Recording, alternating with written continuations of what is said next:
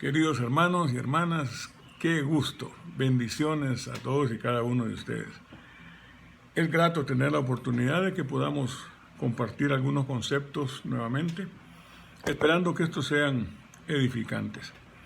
En verdad, estaba rescatando parte de la prédica del pastor William Aplicano, y en una parte que él mencionó sobre algunos de los procesos y habla de que primero aprendemos a sumar, a restar, a dividir, a multiplicar y luego pasamos a ecuaciones en álgebra. Y cuando él dijo álgebra, algo me hizo clic en el cerebro. Es decir, los perros de Pavlov, ¿eh? O las donas de Proust.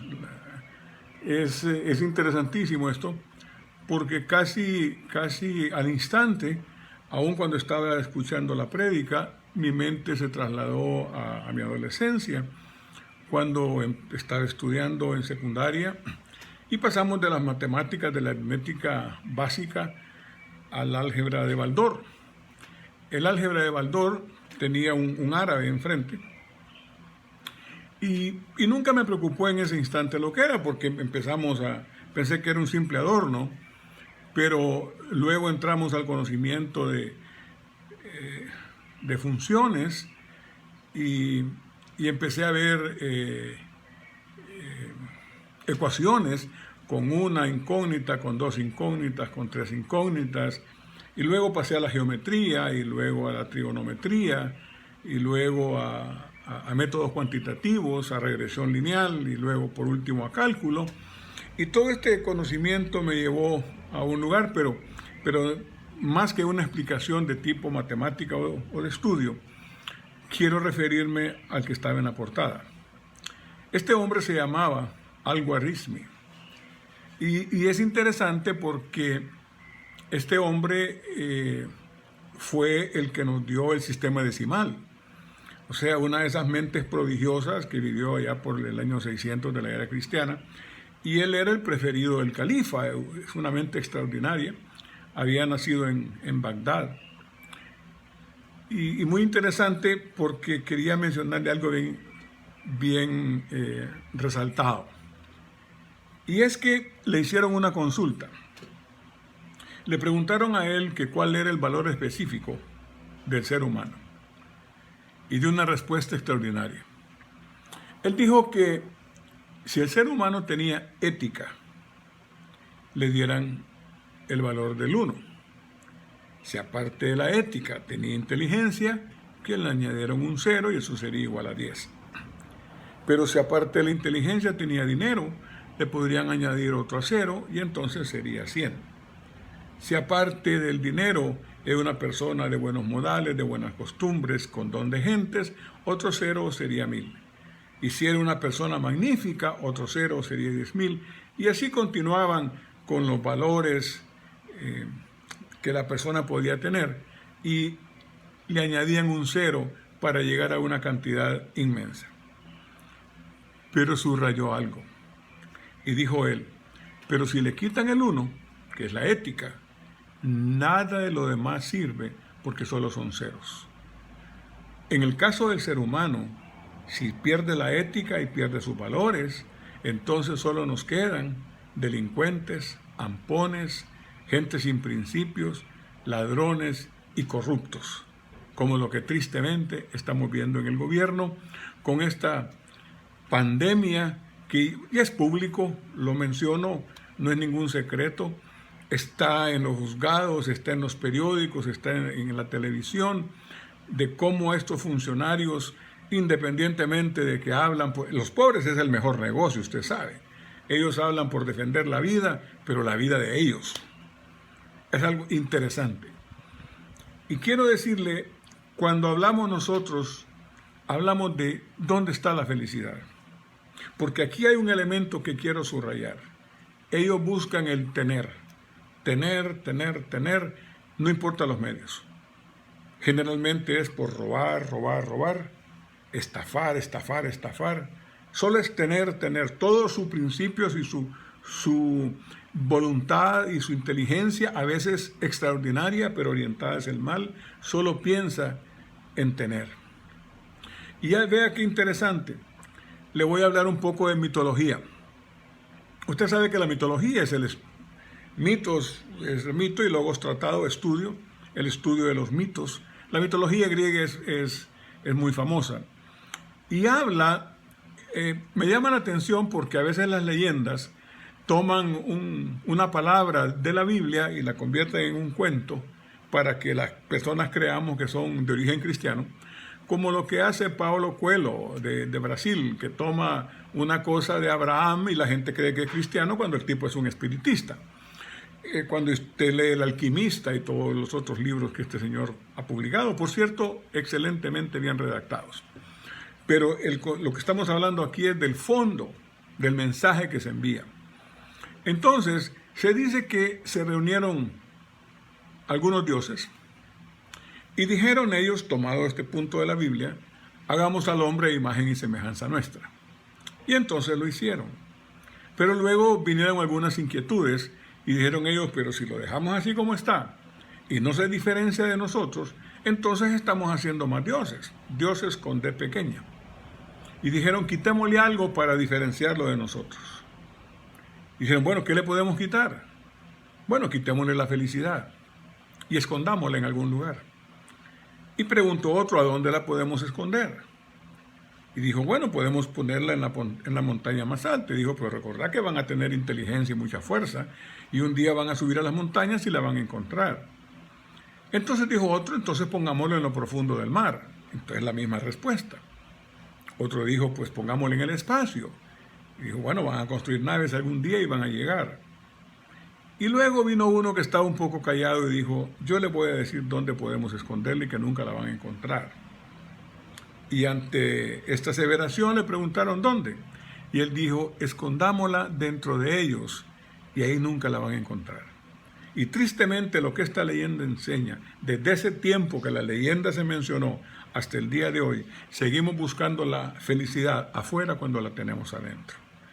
Me acuerdo de una de las prédicas preciosas del pastor William que decía que nuestro futuro lo buscamos afuera cuando lo tenemos adentro. Es exactamente el mismo caso. Quiero ponerle dos referencias, una no tan actual y la otra muy actual. Hace algunos años, la heredera del imperio naviero más grande del mundo, la hija de Aristóteles Onassis, Cristina Onassis. Su madre había muerto hacía unos años y le había heredado $77 millones en aquellos tiempos, y su padre le dejó todo el imperio de armadores. Armadores son los que construyen barcos, más grande del mundo. A los 37 años de edad, dijo ella, mi familia es el mejor ejemplo de que el dinero no da la felicidad. Esto lo dijo antes de suicidarse en Buenos Aires, Argentina. Pero quiero comentarle algo más actual. La hija del presidente del Consejo de Administración del Banco Santander, el banco más grande de España, pero en su rama en Portugal, dijo, mi padre murió anhelando, buscando algo que es gratis, mientras todo el dinero se quedó en la casa. Murió asfixiado, buscando aire. Murió por el COVID-19. Por ese aspecto de que quédate en casa y cuídate, buscando hacer negocios, continuó en Portugal, se enfermó y falleció. Las enfermedades no respetan a ninguna persona, ni respetan nada de posiciones sociales. El elemento entonces que nosotros tenemos que buscar es personas honestas. ¿Y cómo hacemos en este periodo en que estamos enclaustrados, que estamos encerrados? Y es repetitivo de muchas personas decir estoy aburrido, no sé qué hacer. Quiero comentarle 3 elementos que son fundamentales, pero fundamentales, de lo que está pasando con los gobiernos y lo que está pasando en el mundo entero. De nadie es desconocido que los bancos, que las grandes empresas, que el petróleo, que las líneas navieras, las líneas aéreas, el turismo, el comercio, están quebrados, prácticamente en bancarrota. Nadie sale, nadie se mueve. Es más, le están pagando $37 a usted para que se lleve un barril de petróleo. Están pagando porque no tienen a dónde almacenarlo. Los barcos están llenos, están parados, y usted sabe que el negocio de los barcos es, mientras navegan, no estar parados. Es una cosa impresionante lo que está sucediendo.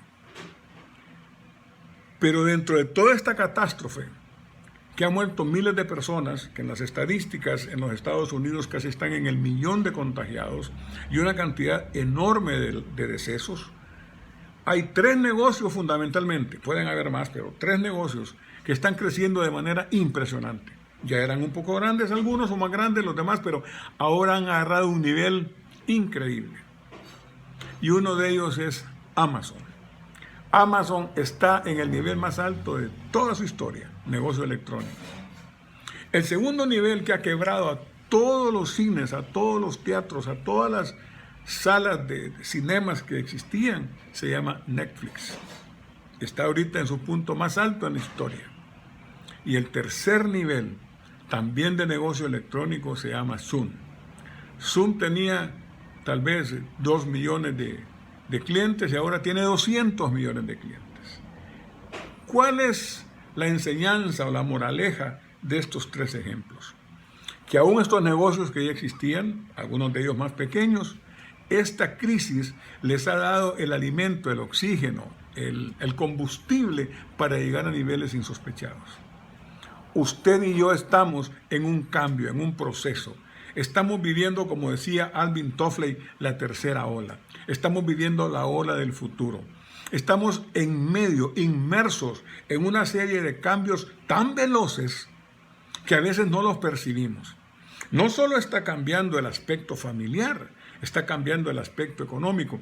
Fíjese que quiero comentarle algo. Hace muchísimos años, una compañía norteamericana llamada AES, que era la segunda compañía en energía en el mundo, después de Enron, la famosa empresa que quebró llevándose $60.000 millones a la quiebra. Esta compañía llegó con un proyecto a mi país y fui contratado como especialista financiero. Y me llamaba mucho la atención porque ellos tenían un esquema de trabajo diferente. Cuando me contrataron me hicieron la pregunta: ¿desea trabajar aquí en la oficina o quiere trabajar en su casa? Y entonces yo sentí que si no trabajaba en la oficina no estaba empleado, porque la costumbre que tenía era de estar en oficinas, por cierto, muy bien acondicionadas, pero era lo que había aprendido. Había trabajado en bancos, había trabajado como asesor inclusive de ministros, y siempre había tenido oficinas muy espaciosas, muy cómodas en el lugar, en el sitio de trabajo. Nunca se me había ocurrido trabajar permanentemente desde mi casa. Ahora es algo tan natural. Y hay otros elementos fundamentales que quiero mencionarle, porque es lo que los países están moviendo en este instante. Vea, la crisis actual es de salud. La gente está muriendo realmente y los contagios no se han detenido. Y aunque ha habido merma en algunos momentos, se están cometiendo enormes errores al abrir la economía y los contagios se van a multiplicar y entonces van a tener que cerrarse porque murieron los dueños, murieron los empleados. Yo no soy médico, no soy epidemiólogo, pero es lógico lo que estoy escuchando. A veces tener un poco de paciencia es mejor para que controlen estos virus que no los vemos, no los conocemos, pero la gente cae muerta en las calles. Entonces los estados tienen que hacer algo. Número 1 es la contención de la enfermedad, la salud, la preservación de la vida humana. Número 2, paralelamente, tienen que llevar un esquema de recuperación, de reinauguración, de restauración de la economía para cuando esta crisis de salud pase, entonces empezar a abrir la economía. Y para eso se van a requerir fondos, porque las compañías están suspendiendo o despidiendo empleados, tienen 0 ingresos por varios meses, no pueden pagar sus deudas a los bancos, no pueden pagar salarios, no tienen ingresos sencillamente. Entonces el Estado tendrá, que sí tiene las capacidades, para concertar financiamientos con entes crediticios bilaterales o multilaterales a largos plazos y a bajas tasas de interés para poder financiar a estas empresas y al mismo Estado para poder reiniciar el aspecto económico. Pero luego venimos al aspecto de los bancos. Los bancos también necesitan para su liquidez. Aquí hay una pequeña interpretación. El Estado como tal deberá de concertar financiamientos para mantener la liquidez de los bancos y que los bancos puedan prestarle a sus clientes. Nada más que en el caso de los bancos, el Estado tiene que ejercer una supervisión directa. No puede dejarles el dinero a los bancos, porque los bancos, por costumbre, sencillamente se agarran la tajada más grande y a usted le van a seguir cobrando los intereses leoninos que tienen. Eso es sabido. Entonces, el Estado tiene que manejar estos tres campos para poder llegar al nivel máxime en el aspecto de los clientes de tarjetas de crédito, que esa cosa va a ser una debacle si no se maneja en ese estado. Manejando todo este espectro, ¿dónde caemos nosotros? Nosotros estamos en una situación de que decimos, bueno, no tengo ingresos, de repente no tengo trabajo, no sé si va a haber trabajo al regresar. ¿Qué puedo hacer? ¿Cómo me puedo reinventar? ¿Puedo hacer como estos funcionarios, tener? ¿A dónde queremos llegar? Lo único que le voy a decir de manera inicial es, usted no puede pretender quedarse sentado en un sofá viendo películas. Usted no puede quedarse ahí, usted tiene que levantarse. Tal vez no está acostumbrado, de repente esto es algo nuevo, por supuesto, pero hay que iniciar. No podemos darle lugar a la pereza, no podemos darle lugar a la falta de creatividad. De repente no hemos creado nada, pero tenemos dones, talentos, habilidades y virtudes y tenemos al Espíritu Santo de Dios. Podemos clamar a Él, podemos pedirle a Él y Él hará. Esto no es magia, esto es sencillamente en quien hemos creído. Tenemos talentos, nos falta disciplina a veces para poder llevar las cosas adelante.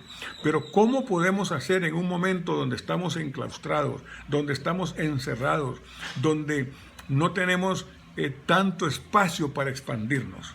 Pero tenemos las redes sociales. Le estaba poniendo esos ejemplos de cuáles son los negocios que más han crecido y los que podrán continuar creciendo en el futuro. Nosotros mismos tenemos elementos fundamentales. Si cambiamos el esquema, hemos recibido seminarios, cursos, talleres, charlas, prédicas de cómo llegar a tener aquello, inclusive el evangelio de la prosperidad y todas estas otras tendencias. Pero hay algo importante, si usted solo orienta sus conocimientos y su esfuerzo a tener, va a confrontar serias dificultades. Y entonces hay una serie de enseñanzas bastante populares que medio mundo ha hablado sobre ellas. Algunos dicen que ellos tienen la verdad, pero vamos a ver lo general. Y lo general son tres elementos fundamentales, que es ser, hacer y tener. Cuando las personas solo se orientan en el tener, entonces las fallas son muy grandes porque, número uno, no saben qué hacer para tener.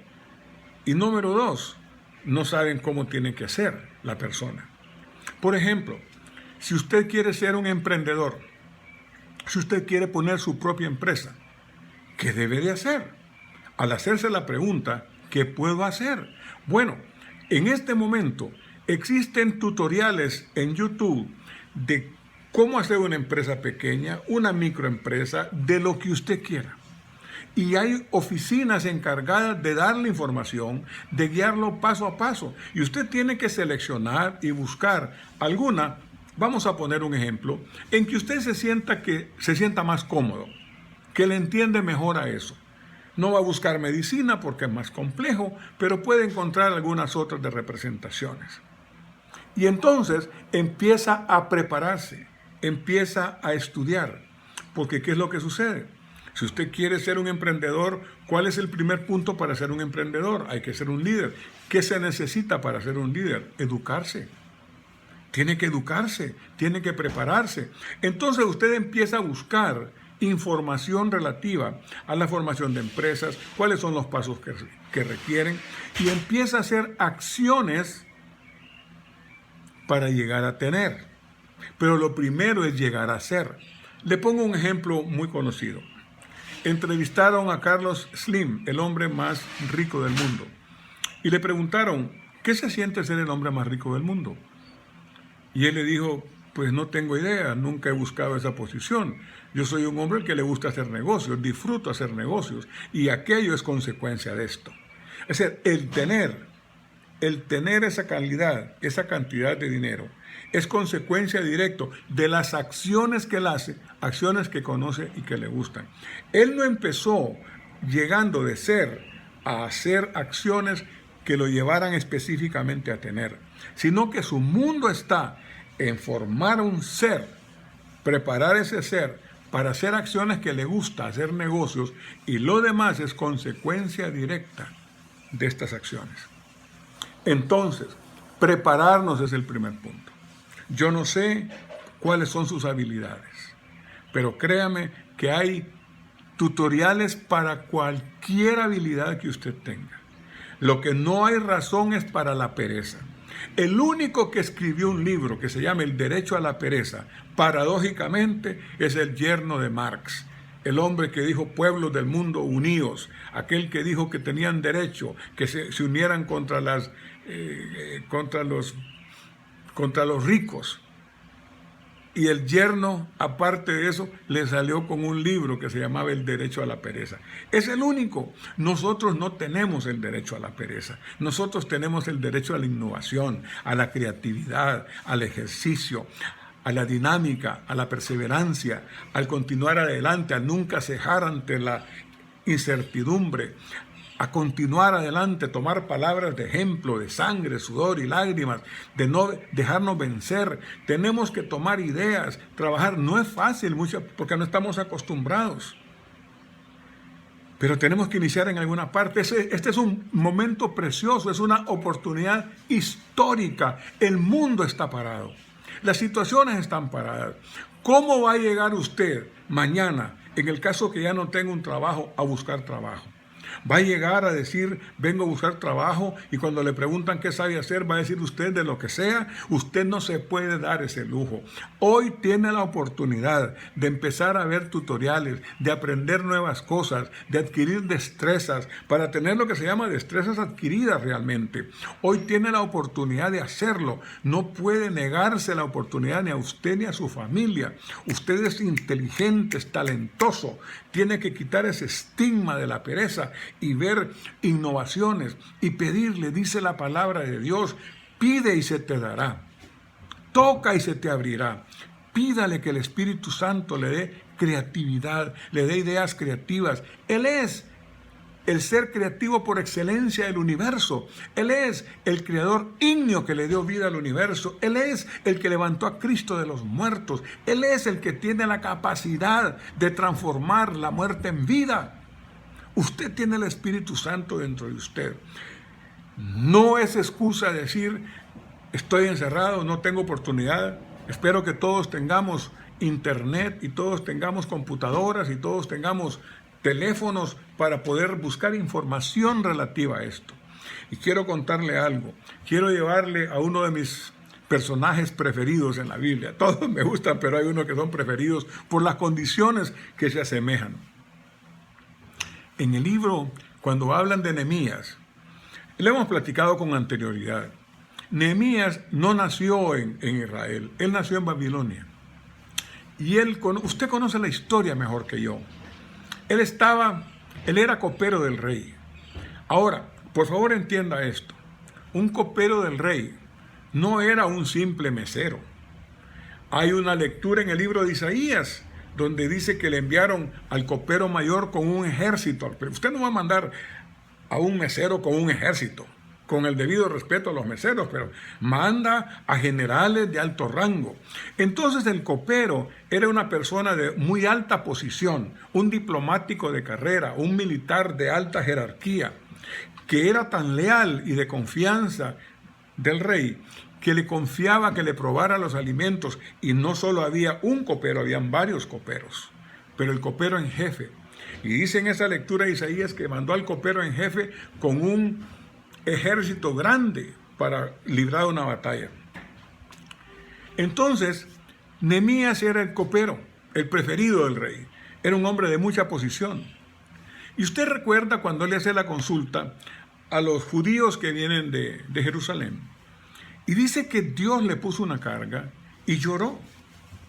De ahí pasa un periodo en el cual él pide dirección de Dios Y suceden algunas cosas interesantes que quiero unirlas con todo lo primero que le he compartido. Él sabía que llegar a la presencia del rey con una cara compungida, con una cara triste, con una cara jalada, era riesgo de muerte, porque el rey podría pensar que estaban confabulados contra él. Recuerde que en esos tiempos hermanos mataban a hermanos para quitarles el poder. O sea, hay cosas impresionantes. Si usted lee la historia de Nerón, aquel que le metió fuego a Roma, ese mató a los hijos, mató a las mujeres. Era una cosa terrible, la lucha por el poder. Entonces era peligroso acercarse al rey. Inclusive en la reina Batsi usted puede leer de que no se podían acercar a su presencia si él no las llamaba, porque corrían el riesgo de que las mataran. Así funcionaba. Cuando él llega, él va preparado. Él tiene las respuestas. Entonces, cuando el rey le dice, ¿por qué te veo triste?, él no empieza a dudar, sino que primero le da gracias a Dios y dice, vive el rey para siempre. Con esas palabras, él empieza a decirle al rey, yo soy leal a ti, no hay ninguna conjura en contra tuya, siempre tú eres el rey. Pero le dice entonces, ¿y cómo no he de estar triste si la tumba de mis padres y de mis ancestros están destruidas y abandonadas? Y entonces, con esto le demuestra el valor que los orientales le dan a sus ancestros y a las tumbas de sus ancestros. Y entonces luego usted conoce la historia de que él le pide permiso y le dice, si encuentro gracia en ti, yo te pido que me des permiso para ir. Y cuando obtiene el permiso, inmediatamente viene la segunda parte y le dice, y te rogaría, si he hallado gracia en ti, de que me dieras cartas para los diferentes comandantes de armas de las fronteras para que no me obstruyan el paso. Y si quieres, le puedes dar instrucciones al mayordomo de los bosques reales en Jerusalén, que se llama Asaf. ¿Cómo sabía si nunca había estado ahí? ¿Cómo sabía dónde? Estaba preparado en aquel periodo donde no aparece ninguna comunicación ni ninguna exposición. Él empezó a investigar. Sería lo que nosotros ahorita, él empezó a recibir tutoriales. Él empezó a preguntarle a la gente. Vea un ejemplo. Nehemías no era ingeniero, no era constructor, no era restaurador de muros. Él era el copero del rey. Sin embargo, a la hora de hacer la reconstrucción, le pide cantidades al rey de madera que se las dé el mayordomo de los bosques reales en Jerusalén, llamado Asaf, para que le dé madera para reconstruir las puertas del templo, reconstruir las puertas de la ciudad y los muros y la casa donde él iba a vivir. Todos estos elementos, cuando el rey le pregunta, él tiene las respuestas. Y el rey no solo le da permiso, sino que lo manda con una guardia armada para que lo protejan y lo lleven. Es decir, le dio el permiso, le dio la guardia armada y le dio los recursos para que él reconstruyera. Es como llegar ante su jefe y decirle, quiero que me des permiso para esto, quiero que me des un vehículo para que, y quiero que tú pagues por el proyecto. Así como lo escucha, el rey pagó todo. ¿Cómo hizo Nehemías? En ese periodo, en vez de decir, me siento encerrado, me siento triste, no sé cómo presentar, o cuando el rey le preguntara, ¿y cuánto tiempo te vas a ir? ¿Y a dónde vas a ir? No sé, no tengo idea. No, él ya tenía todas las respuestas. Tenía todas las respuestas. Y quiero darle un punto adicional. Y le voy a sugerir que por favor lo lea. Lea en Nehemías 3, capítulo 3, versículo 20. Y hablan ahí de un hombre llamado Barak. Y vea qué es lo que dice. Han pasado más de 3000 años de esa lectura y todavía lo siguen diciendo. Y dice, pero este lo hizo con gran entusiasmo. Mire cómo recuerda. Fíjese usted que de las personas que estaban cerca en esa parte del muro trabajando y reconstruyéndolo, usted recuerda la historia, que con una mano comían y con la otra sostenían la espada y estaban en esas condiciones reconstruyendo los muros de la ciudad. Le hablan a 38 personas y se las van enumerando una por una, 38 casas, 38 familias. Pero solo hay uno que dice, pero este Este lo hizo con gran entusiasmo. Y hace 3000 años se recuerda que lo hizo con gran entusiasmo. No fue que los demás no lo hicieron correctamente, no fue que no lo hicieron con disciplina y con sacrificio, pero no lo hicieron con ese gran entusiasmo. Así que yo quiero transmitirle hoy a usted, hágalo con un gran entusiasmo. Usted va a ser favorecido, usted es bendecido y altamente favorecido. Hágalo con gran entusiasmo. Decida hoy, como le decía en la vez anterior, decida en su propia mente, en el interior de su propia mente, su futuro. Hoy usted puede definir ser más allá, no solo pretender tener, enriquezca a su ser, invierta en su ser, en usted mismo, prepárese, edúquese, cultívese y empiece a hacer acciones buenas, acciones que lo lleven y que generen el tener. Hermanos y hermanas, que Dios los bendiga abundantemente en este día maravilloso que Dios ha creado. El mundo nos dice, y es una realidad, la realidad es que todos los negocios están cerrados, la realidad es que las empresas están quebrando, la realidad es que tristemente mucha gente está muriendo. Pero nosotros podemos elevarnos sobre esa realidad. Nosotros vamos en la promesa. La realidad existe y no la vamos a cambiar. La realidad está ahí, pero en la promesa nos dice a nosotros que nosotros somos más que vencedores en Cristo Jesús. Hoy es un día precioso para bendecir al Dios de los cielos, para bendecir a su familia, para cultivarse, para aprender nuevas cosas y tomar el liderazgo que Dios le ha permitido ser. Que Dios los bendiga abundantemente en el nombre santo, precioso y poderoso de Jesús de Nazaret. Hasta pronto.